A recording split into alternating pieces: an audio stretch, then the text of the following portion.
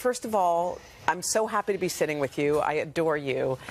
And I love the title of this, Queen of Me. It sounds like that's the perfect title in the perfect moment. Like, what does that title mean to you? It means taking responsibility, ownership of yourself. Yeah. You know, loving who you are. It's a, you know, I'm my own royalty. Mm-hmm. I'm the boss of me. Mm-hmm. And I'm responsible for the decisions I make, for what I say, for what I do. And it's a statement of self-confidence that I've grown into more over the last few years. Is that crazy to think that we're still finding self-confidence at this stage in our lives? Absolutely. Yeah. And it's so essential more than ever because as we age and, you know, our skin starts to melt and all kinds of things happen to us, you know, I realized that, wow, I was shy about wearing a bikini at the beach when I was younger. And I'm thinking, that was ridiculous. Yeah. I got to stop this nonsense and start wearing a bikini to the beach now, even though I'm not my 20-year-old self. You know, I just got to get over that stuff. Well, what I love is in one of these videos, the video Waking Up Dreaming, you didn't just wear a bikini. You just decided at this moment, how old are you? 57. 57. I'm 58. So you're 57 years old. So you decided you were going to go full Monty. For this photo shoot, for the album, and I hope to explore this much further down the line. We'll be revisiting this. I'm sure you and I will sit and talk about this more, but I did a whole shoot as part of the album artwork where I'm completely nude. And it was really scary, but it was sort of like, you know, I don't really love my body. I don't love looking at myself in the mirror with the lights on or looking in the mirror at all at my body. So I said, listen, I'm going to face that fear. I'm going to go into that photo shoot. And I'm going to put fashion aside. Yeah. So fashion we use to flatter our shapes, to maybe hide the things we don't like, to make us look more like what we wish we really did look like without the clothes. Putting fashion aside, this is me. And how did that feel in that moment? It was so empowering. Really? I'm so glad I did it. I was petrified. Yeah. But once I flicked that switch and dove into it, I'm like, I'm all in. I committed 100%. And I wasn't thinking about what anybody thought. I didn't think about who was in the room. This is about me. This is my moment to really embrace myself in a vulnerable moment. It had to be vulnerable, where I felt that I was facing a fear of being judged or being maybe even laughed at, being embarrassed.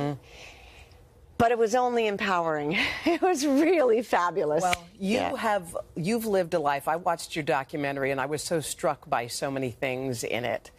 Because when I see where you are today and where you began your journey, you talked about growing up in a violent home, in a home where there was not, sometimes there was not food or electricity, the very basics. You lose your parents when you're in your 20s and you became the mother. You're raising up children at 22.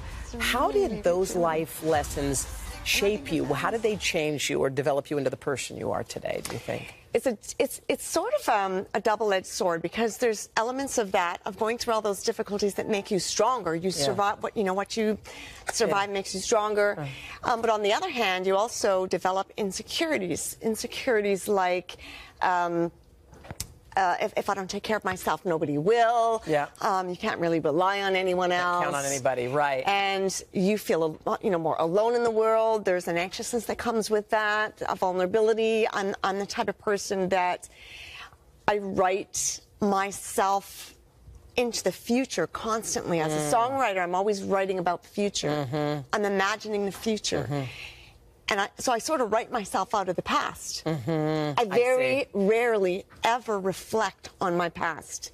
And just trying to keep it, to put it behind me. So this is the whole thing also about doing the nude photography. It's really about saying, listen, I was abused when I was a kid. My father would fondle me up on the top and make me go without a shirt, and I was already maturing, and I just, this cringy, horrible wanting to escape being in my own skin, I just I'm just in this mode now where I'm like, no. I'm happy in my own skin. Yes. It's the only skin I have. Yes. So I don't have Yes. a choice. Yes. Otherwise, I'm going to hate myself for the rest of my Yes. life. So it's time to start loving myself in my own skin and really embracing that and not being embarrassed of it or shy of it. And this is who I am. Yeah, and it's at any point in life you can say to yourself, I'm not defined by that little girl or the horrible things that happened to me. I'm me. And I'm not even defined by what I wear. No, not at all. By the way, this album is so great, and I know we've talked about some heavy topics, but there's so much fun on this album. There is a song that we've been playing in the studio for the last hour, and it's called Giddy Up. It is a get up and dance song. Shania's new single, by the way, Giddy Up. It's available immediately. It's a download. I've already downloaded it. Awesome. And the whole album, Queen of Me, drops February 3rd.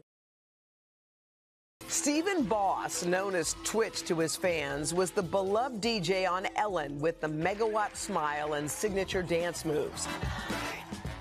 Last year, a few weeks before Christmas, Twitch took his own life at age 40. America was blindsided. Twitch seemed so full of life to his friends, fans, and his family too. His wife Allison says no one saw it coming. It was such a shock to the country, really, when the news broke. The guy who was dancing, always happy. So everyone was like, wait, what? Why? Did you have similar thoughts, emotions, and feelings? I still feel like I'm like the rest of the world where I'm still shocked. No one's ready for that moment. And there's no one that saw this coming. No one. And that also breaks my heart too. But I feel so sad that he was so there and we weren't in the knowing. He wanted to be the strong one for everyone, and I think that was a little scary for him to think that he might need to ask for help. You know, people say a lot of like, what were the signs? And, you know, he was so much love and light. He really wanted to be everyone's Superman, and he said that a lot. Everyone's Superman? Everyone's Superman. He could hold so much for people. And I think it was hard for him to process that at the end. When you have your quiet time by yourself, was there something I might have seen or missed? Do you do that? I did it a lot in the beginning. I eventually had to tell myself that I can't change anything that's happened. Allison says she and their 3 children have their good days and bad ones, but they're trying to move forward. I'm looking at you and you seem very strong to me. Is that for you, for the kids, for the world? I think it's for all of that. Yeah. I don't really have any other choice but to be strong. Mm-hmm. Now, they still see me have my highs and lows, because there's a lot of it. All I can do is just try to move forward. The dance duo met in 2010 on So You Think You Can Dance. Their love story was like a fairy tale from the very beginning. Will you marry me? Yes. I feel like we all felt like we knew Twitch and we knew and loved him. But what was it like to really be in love with him? Oh, our love was magical. Yeah. And it was so real. Mm-hmm. And I think that's the hardest part about all this. The way we loved was so big. Yeah. And I got 13 years with one of the most magical humans. And I learned, oh, I'm sorry. I learned so much about love and gratitude. I talk to him every night. You do? I talk to him every night. And it's different every night. Sometimes it's just like, I took the kids to school. Other times it's a little bit deeper, a little more heavy. I don't allow myself to be in a place of anger or sadness, though I allow myself to feel it. If I'm feeling this much pain, it's because I've had so much love. But Allison says she's managing some tough conversations with her 3 children, 14-year-old Wesley, 7-year-old Maddox, and 3-year-old Zaya. What you had to explain, especially to your young children. It's honestly something I wouldn't wish for anybody. It's really hard. But if I've learned anything, is that communication is key. To us, Daddy's in the stars. So we can go outside and talk to him whenever we want. Well, what kind of questions are they asking you about what happened? First off, they just ask, when is Daddy coming back? And that's a really hard one. And then it'll be like a couple weeks later, like, but does he come back when he's older? Like, when daddy's older, he'll come back. But they are still children and still obviously want him here. Many struggling like Twitch suffer in silence. Studies suggest 1 in 5 adults experience mental illness each year. There's a stigma, I think, around when someone takes their own life, commits suicide. There's a large stigma that comes with it. But we don't know what's going on. I don't know what's going on in his mind. It's interesting. The word widow is hard, and it's never easy when you hear it. You know, the first time I ever heard it was really hard. Because I was like, me. Now, Allison and her family are honoring Twitch's legacy and partnered with her local branch of the National Alliance on Mental Illness called NAMI Westside LA. Talk a little bit about what you're doing and how you want your husband's name and legacy to live on. What I would really love is to bring awareness to mental health, open up the conversations, but to hopefully help people to feel comfortable asking for that help. I really do want to make an impact on behalf of like someone I love so much.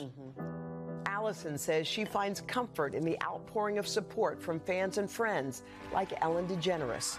To honor Twitch, I think the best thing that we can do is to laugh and hug each other. Have you been in touch with her? She has been a huge support system for me.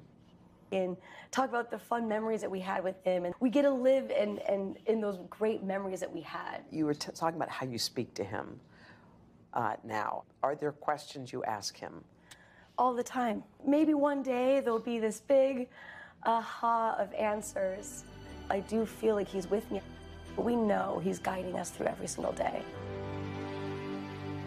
I mean, their love is so real, and it's so funny because I remember Twitch came here, and I co-hosted our show with him, and he lit the room up. He made everyone feel seen, and as she talked about him being everyone's Superman, him carrying that load. You never know what's going on inside someone or what they're going through. But and she really didn't see it coming. Didn't see it coming at all. She said she walked in her kids' room, and they were up, and they were looking out at night into the night sky, and she said, "What are you doing?" They said, "Oh, we're talking to Dad," because she said he's in the stars for you. And she's a great mom, and she's caring for those kids, but she really did want to reemphasize that mental health is a difficult problem. And Allison, she's also featured in People magazine on newsstands nationwide. And if someone you know needs help, of course, the Suicide and Crisis Lifeline, always available. Call or text that number 988 if you have anyone who you think is struggling. Or if you are struggling and you feel like, I can't tell anyone. Right. I mean, that's what it feels like. Twitch was carrying this deep weight and didn't have anyone to help him carry it. You're right. Call. Just make a call. We need you in this world. As I sat there and watched just those kids, those adorable children, that's all we could think about. Longtime entertainment journalist Maria Menounos sharing yet another troubling health challenge. So after a career of covering glitz and glamour in Hollywood, including right here at Today, and a shining moment on Dancing with the Stars back in 2017, Maria was shocked to discover that she had a benign brain tumor. She had it removed while her own mother was fighting brain cancer. Fast forward to this year, Maria got more devastating news. She had stage 2 pancreatic cancer. Now, after she says God granted her a miracle and post-surgery, she is happy to report she is cancer-free and about to become a mom for the first time. Maria, first of all, I'm so happy to see you glowing. I know that you can tell when someone's healing by what they're giving off. Let's go back to the pre-pancreatic cancer diagnosis. Was there something you were feeling that told you your body was off? Yeah, I mean, listen, last June I was diagnosed with type 1 diabetes, and I was like, I don't have this. There's no way I have this. Yeah. And then I had this, and so I had to deal with it. And I dealt with it quietly. I was in such shock. I was more devastated by that because I'd watch my dad almost die on the regular every day of low blood sugar attacks. So I just thought, how am I going to live? My poor husband is going to have to be by my side watching me all the time. Right. And so I went through it with my dad. He knew how to help me. We had the whole summer in Connecticut. I got used to it. And then at some point in the fall, I remember being on a plane and I had eaten farro salad. Yeah. And I had this excruciating pain. It was really, really painful. I didn't think I was going to make it through the flight. And I thought maybe just the farro aggravated me. Maybe I'm getting gluten intolerant. I don't know. Something, yeah. And then in November, I had excruciating abdominal pain again, coupled with TMI, sorry, friends. Should we say loose stool for a month and a half? And I did all the appropriate things. I did all the stool tests. Nothing came back. Went to the hospital. They did a CAT scan. Everything was unremarkable. Normal, right. And anytime I complained about it thereafter, it was like, well, we just scanned and everything was fine. But I kept feeling over here, my like upper left quadrant, this like throbbing. Something was bothering, yeah. And something was wrong. So I started looking into thermography. I was like, I was trying to investigate. How do I find out what this is? And I would ask everybody, what could this be? What could this be? And I just don't think it's easy for anybody to look at someone like me and think, oh, I think it's pancreas cancer. Yeah. You know, so just like nobody would have thought it was a brain tumor. Sure. So it wasn't until I went to Anastasia Soar's house for her birthday. And this woman, Alina, came up to me and she was like, we have this new facility called Pronuvo in LA. I need you to come. You have to come get an MRI. Like a full body MRI. And she was like grabbing me by the shoulders and she was aggressive. And I said, okay. Yeah, I'll do it. And she's like, I've been trying to reach out to your producers at Heal Squad and they haven't gotten back to me.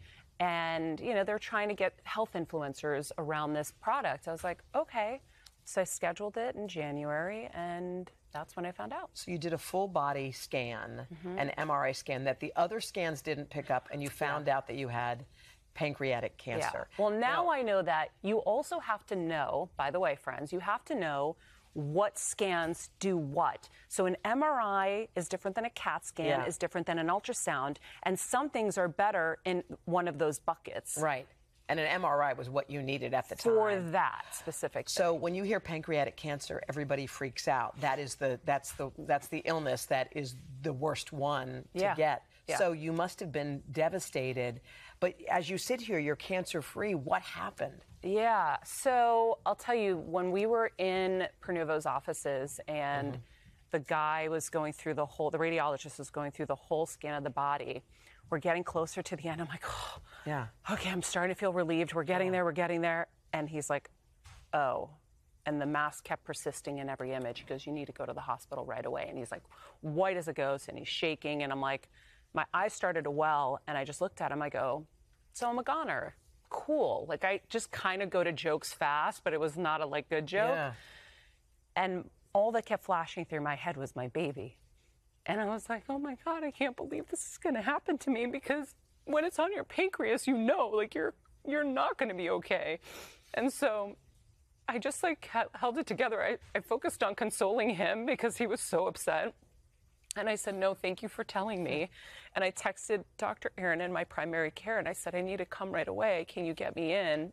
And he got me in for an MRI, and he was joking. He goes, I hope this was the stupidest radiologist we've ever met. This would be the cruelest joke ever. And we got confirmation after that MRI that there was a mass. And even when I went in for the biopsy, the doctor was like, this is nothing. It's just inflammation, maybe pancreatitis. But this doctor over here kept busting my chops to get you in, my primary. He's like, so we're going to do this. And when I came out, he goes, oh, this is definitely something. And so I remember waking up the next morning, and I hadn't really cried, but I just started guttural crying, because I'm like, how could God finally bless me with a baby after 10 years? And now I'm not going to get to meet her. And so Kevin's devastated. I'm devastated. We can't tell anybody. I can't tell my dad. How much more could that man take? And then the more I thought about it, I was like, this doesn't make sense. This doesn't make sense. And then I realized it doesn't make sense. And that's when I shifted and said, I don't know anything. So why am I going to predict the worst? Why am I going to be thinking the worst? And so I said, we have to take this step by step. And so we started to calm down. It was good to release everything, of course. And then came the time to go and announce the baby. And as I was driving to the airport, I had so much pain that I turned around And I said, I can't do this. And I told the folks at Live with Kelly, I said, I'm not really feeling well. Let's see how it goes. Right. Started to feel better Sunday night. And I said, Kevin, we got to shift this energy. We have to be excited for this baby. Well, you got the surgery. They removed a part of your pancreas, part of your spleen. No, the whole spleen. The whole spleen. They took the tail of the pancreas, the spleen, 17 lymph nodes, and a fibroid the size of like a baby off my uterus. So you have your baby's being carried by a surrogate. Yes. You are cancer-free, and now this moment has come. You said, how could all these terrible things have happened to me? How do you feel at this moment? You're sitting here. You are, to me right now, the picture of health, a baby on the way. I mean, what do you think about how your life has turned? I feel so blessed and so grateful because I've been given so many miracles. Like, I'm so blessed. And I know that other people can be too. And so my mission is to help people listen to their bodies and learn how to listen to their bodies. And I'm so grateful that God shifted me into this health space with my show and with everything that I do now, because I want to sound the alarms to everybody that you have to be the CEO of your health. You cannot give that over to anybody. That job is yours. You know your body. You know what's going on. So I'm grateful that I'm in this position, and I know God made this all happen for me to be able to help other people. And I'm just so lucky that I'm going to be able to hold my baby in the summer. And that's the best blessing of all. We love you. You're on a mission. We can't wait to meet your little one. Maria, we love you. Again, you can find Maria's story on People Magazine's tomorrow. We're back. It's 8:12. We were in the presence of royalty. Queen Rania Al Abdullah of Jordan. She is right here in New York along with her husband, King Abdullah II, for the UN General Assembly. We're going to talk to her about her work, some milestones for her family in just a moment. But first, a little more on Her Majesty. We have to act in the service of future generations, because what we do today is about tomorrow, too. An influential voice on the world stage, Queen Rania Al Abdullah of Jordan is a powerful advocate for causes close to her heart. If we stick together, we can make fixing the climate the greatest project and greatest achievement of our lifetimes. A champion of the environment, Her Majesty serves as a council member for the Earthshot Prize, founded by Britain's Prince William. The Queen is also focused on helping the world's refugees, asking for compassion during a keynote speech in London last week. When we demonize people for seeking a better life for their families, we normalize their suffering. For decades, her royal role and humanitarian work have led Queen Rania to meet with foreign leaders and speak at summits. Last September, Her Majesty joined King Abdullah in London for the funeral of Queen Elizabeth. They returned months later for the coronation of King Charles. It was 24 years ago, at the age of 28, when Her Majesty received the title of Queen. This past June, she celebrated 30 years of marriage with King Abdullah, shortly after hosting not one, but two elaborate royal weddings that captured the world's attention. Their eldest daughter, Princess Iman, married first in a march ceremony. Queen Rania writing on Instagram, "I pray this next chapter in your life brings you as much joy, love, and laughter as you have brought us over the years." The country then celebrated the heir to the throne, Crown Prince Hussein, as he married his bride, Rajwa, an architect from Saudi Arabia. First Lady Dr. Jill Biden, Prince William, and Princess Kate were among the 1,700 guests. And if that weren't enough, the King and Queen also had the graduation of their daughter, Princess Salma, from the University of Southern California, and their youngest son, Prince Hashim, from high school. Queen Rania posting, "Guys, can we slow down a bit? This mom needs to catch her breath." Oh, Queen Rania, Your Majesty, good morning, good morning. I want to get to all of that in just a second, because a lot of that we're watching and we think, wow, she's just like us. We have those same feelings. But let's talk about the UN first. You know, I feel like the world is in such a dark place right now. And I've heard you give speeches, and I feel that there is light there. Where do you find that hope, and how do you convey it? Well, you know, you're right. I think our world is at an inflection point, you know, and it seems like polarization is really a defining feature of our world. You know, whenever we see somebody who disagrees with us, it's become natural to demonize them. Yeah. And when you see everything through a political lens, it becomes very difficult to come together over any issue. And the irony is that the issues that we're facing today, from climate change to migration to inequality, those all need solutions that come from collaboration. So if we're not talking to one another, you know, we're not going to be able to find resolution to some of these issues. And I just feel like we need more engagement that is rooted in optimism and hope, rather than, you know, fear. And, you know, there's this wave of populism around the world that's using people's fears and insecurities for leaders to gain popularity, you know, and that's not very helpful. It's not finding solutions. So I think we need to focus more, not on the why, for example, when it comes to climate change, but on the how. How do we find solutions? At the COGEX, you gave a beautiful speech, and you talked about how you used to think that strong leaders were tough and led from the front of the ship. But as you've grown, you realize that leaders, great leaders, actually lead from the back of the ship. They're behind, they're watching how things unfold. And in your opinion, those are the kind of leaders who I think to be a strong leader, you need to follow, you know, follow the great movements that actually lead to people's engagement and lead to participation that leads to change. You have to have some self-doubt. What we're seeing today is so much, I know what I called it, you know, certainty on steroids, where you're not questioning yourself and you think that your opinion is right. I think we could all benefit when confronted with an opinion that differs from ours, and just maybe replacing defensiveness with curiosity. Because you could learn something new, and it doesn't mean you have to agree with the other side, but you can try to find a little bit of a middle ground. And the frightening thing in our world today is that middle ground seems to be disappearing.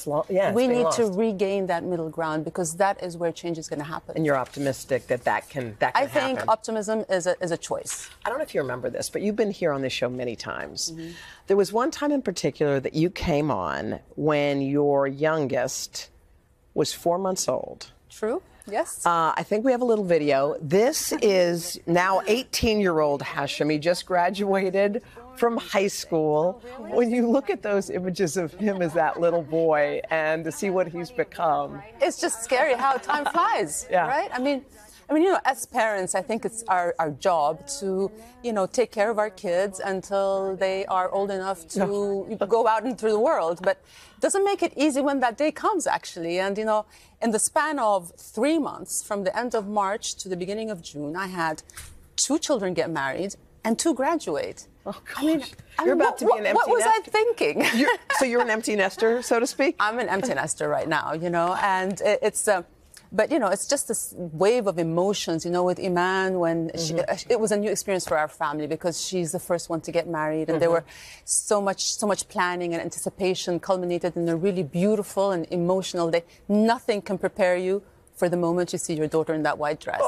You know, the mixture of emotions of, you know, pride at the strong and independent woman she's become, joy for her joy, sadness for her leaving home. You know, it all comes together, and nothing can prepare you for that. Well, just to brag on your kids a little bit, Crown Prince Hussein went to Georgetown and the Royal Military Academy in England. Princess Iman started in Georgetown, then transferred to New York's Parsons School of Design. Princess Salma graduated from USC, and now your son is off to college. You did good by all your kids. Can I ask one thing that we wrestle with here when it comes to our kids?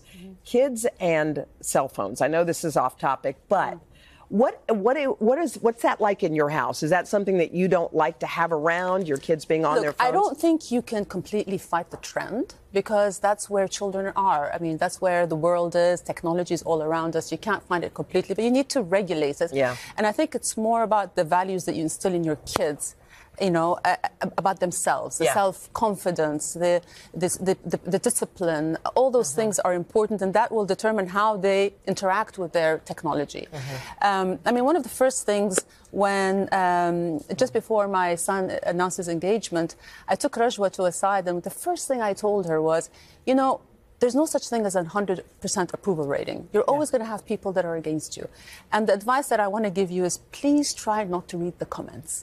You know, because that's just you're just going to have self-doubt. You're just going to, and there's always going to be negativity. And that negativity is coming, it's not about you. It's from the person. They're unhappy in their own life. So don't carry that unhappiness. Just keep focusing on what it is you want to do, because it'll shake your confidence. You think it's not going to affect your morale, but it does. It does. You know, and so you just need to develop healthy habits around technology, and that's what you try to teach your kids, not to stay away necessarily from their phones, but to interact with them in a healthier way, and to always establish that balance. Well, you've done so well by your children, and also just by the way you're navigating your way through the world and how you're helping everyone. I just want to say thank you. It's been my honor to sit with you, Queen Rania. Thank you so much. I really appreciate it. Thank you. We're back. It is 8:14 with Jada Pinkett Smith. Our wide-ranging, revealing conversation made a lot of headlines. We talked about her journey from the streets of Baltimore to the heights of Hollywood, that incident at the Oscar, her battle with severe depression, her relationship with Will Smith, and after all of it, Jada says she's finally feeling worthy. That's the title of her new book. It's out tomorrow. It's an incredible read. It's packed with so much. So glad to see you again. I'm glad to see you. So after we had our long sit down, this is stuff you've been carrying with you for many, many, many years, and it's out there. Yeah. So as we sit here today in a reflection of, was it the right thing to reveal, to talk about everything? Do you feel like you made the right choice? Absolutely. I think you, at some point, you know, I had to talk about my journey, you know? And I think, just like we were talking about, I think there's so many of us who, you know, hold so much, you know, specifically women, and feeling like we're going to be criticized, we're going to be judged, you can't say anything. And the beautiful part about it is, like, this whole journey, as difficult as it's been, has just brought Will and I closer in such an authentic way.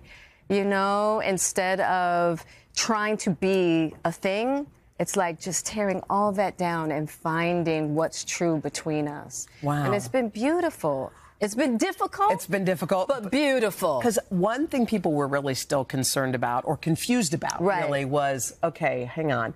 They've been divorced in theory, but not on paper. Yes. They were not together, but kind of pretended they were together. So I had trouble articulating exactly why that was. So now that you've had more time, why was that?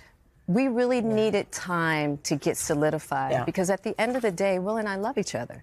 You know, we had to really figure out what we wanted before we went into the world to say what was going on, because we were in such, you know, we were just kind of in this very fragile place. And so now we're just super solid. Yeah. And so now I can actually talk about what the journey has been. So Will talked to the New York Times, or gave a statement, and this is what he says. We'll put it up on the screen. This is from the Times itself. The memoir, Will Smith said in an email, kind of woke him up. She'd lived the life more on the edge than he had realized, and that she is more resilient, clever, and compassionate than he'd understood. And this is the quote. When you've been with someone for more than half your life, he wrote, a sort of an emotional blindness sets in, and all you can do, and you can all too easily lose your sensitivity to their hidden nuances and subtle beauties. It sounds like an emotional blindness. He didn't see you. Is that kind of what it was, that he... I think, yeah, that's so universal in relationships. He didn't see me and I didn't see him, right? Yeah. And so we kind of had to go our separate ways to see each other, you know? Because when you're in a relationship and you're kind of just pulling at that person to be something for you, you refuse to see them. And so we had to go our separate ways to really look at ourselves and see the blocks that we had in order to find a way back. One part that was very sensitive with you, and it was very touching to me that you'd gone through it, but you talked about the idea that you were maybe going to kill yourself. Yeah. That you felt like you were not, your kids would have been better off, Will would have been better off, everyone would have been better off without you. Yeah. What did your kids think when they saw that part of your story told in that way? Well, I've talked to them about it. Like, so they know. Yeah, they knew. You know, they knew before the interview came out. But I was talking to my mother the other day, and everybody knew that I was very unhappy, but just couldn't figure out why. Because everybody thought how I thought. You've got everything. What is wrong with you? Because I didn't know what was wrong with me either. Because you have to remember, during that time, no one was really talking about mental health. Yeah. And so we just I didn't understand, and nobody around me understood. The other thing people asked me was, you talked about how you were at the brink, and then you took something, and it changed you, and it was ayahuasca for you. Ayahuasca really was... That was the turning point. So that in and of itself turned you from the brink of suicide. And I never had a suicidal thought again. Now, in saying that, ayahuasca is not for everybody. Yeah. And I want to be very clear about that. You have to really have someone who's very trained to guide you through that. It was a very extreme, situation for me, but I swear I'm so grateful that I went through it, because in 4 days, I have 4 excruciating nights, but on the other side, I never... And you never had a suicidal thought since then? Never. The title of your book is Worthy. And so today, as we sit here on this couch... I feel worthy. Tell me. Yeah, I just feel so good. I've been through so much, and when you can really look at your life, and we think that life is supposed to be perfect, and when life isn't perfect, we feel like, oh, then I'm not worthy, then something's wrong with me, and that's not what it's about. We get challenged with life in order to keep building our self-worth, to keep finding our greatness, and so that's what the book is about. It's about that journey. If you find another great love, or if Will finds another great love. There's no finding another great love, and I think that's the point. It's like we are in a place now that we are in a deep healing space, and we are really concentrating on healing the relationship between us. So it may not be the divorce on paper anymore? There's no divorce on paper. I mean, not on paper. There might not be a divorce in theory anymore? Yeah, no, we really have been working hard. Oh. See? Okay. Well, I didn't know that. We might. I was trying to take. Well, wait. I totally missed that on the whole. That's the whole thing. So wait. Just so I'm 100% clear, you were divorced, not on paper, but now we might be a point where we're back together. We are working very hard at bringing our bringing our relationship together. Back to a marriage again. Back to a life partnership. Yes, because here's the thing about husband-wife marriage for me, for my healing process. I came into that with very specific ideas, right? Very specific ideas that were blocks to me just seeing Will as who he is. He can't be this perfect, idealized husband. Yes, of course. I have to be able to accept him for the human that he is. He accepts me for the human that I am, and we want to love each other there. Okay, so you might live in the same house and have the same... Yeah. Okay. Well, that's the only part. That's the only part in the special that I felt like got lost. Well, guess what? It is found. We found it today. We found it today. Jada, thank you so much. I really appreciate your time. You guys, check out the book Worthy. It's got a lot of life lessons in it, beautifully written, and it tells you so much about your life story. So much in here about how you raise your children, your life before there. It's full of richness. So, Jada, thank you so much. I appreciate it. Thank you. The book's out tomorrow. All right, Mr. Roker, how about a check of the We landed the plane, baby. We landed it. Boom. Yes. All right. I like that. All right. My friends all treat me the same. My real friends. Some kids, a few times in school, it was really weird. Some kids asked me for my autograph. I was like... Okay, I can't get enough of this. That was 13-year-old Natalie Portman. That was your first ever Today appearance back in '94. And, of course, she's given out a few more autographs since then. She's an Oscar winner, a producer, a mom, an author, and now even owns a soccer team. And her latest project is called May December, where Natalie plays an actress who goes to extreme lengths to study up on her next role. Take a look. Why do you want to play me? When they sent me the script, I just thought, now here is a woman with a lot more to her than I remember from the tabloids and our cultural memory. I don't really think about all that. You don't ever dwell on the past? Okay, this film is amazing. First of all, it's kind of loosely based, I guess, on the Mary Kay Letourneau story. Julianne Moore plays the Mary Kay Letourneau character, and her co-star in that is a young man who, by the way, just won a big award last night. Yes, Charles Melton, who is an incredible actor, who plays Julianne's husband, who is sort of the in the middle of the war between us. He won the Gotham Award last night. Congratulations. For supporting actor. We were so excited. So your character is studying to play this woman in a film. Tell me about what attracted you to this story. Well, I think all of that question of identity and performance has been so interesting to me for, working for 30 years, like you saw in that funny clip. But that it's fascinating to me what parts of ourselves we are performing on an everyday basis, especially as women. You're performing your femininity constantly, even if someone says something obnoxious to you and you go, smile and swallow it. You're right. That's a performance. And so there's so many layers, I think, for all women of that. So an actress kind of exemplifies that by literally performing and learning this woman's performance that allows her to live with the fact that she's committed a crime. Everywhere I read about this film, Variety and all these magazines, it all says that this performance belongs on your Mount Rushmore of performances. Oh, that's nice. They equated it with Black Swan and Jackie and all of that.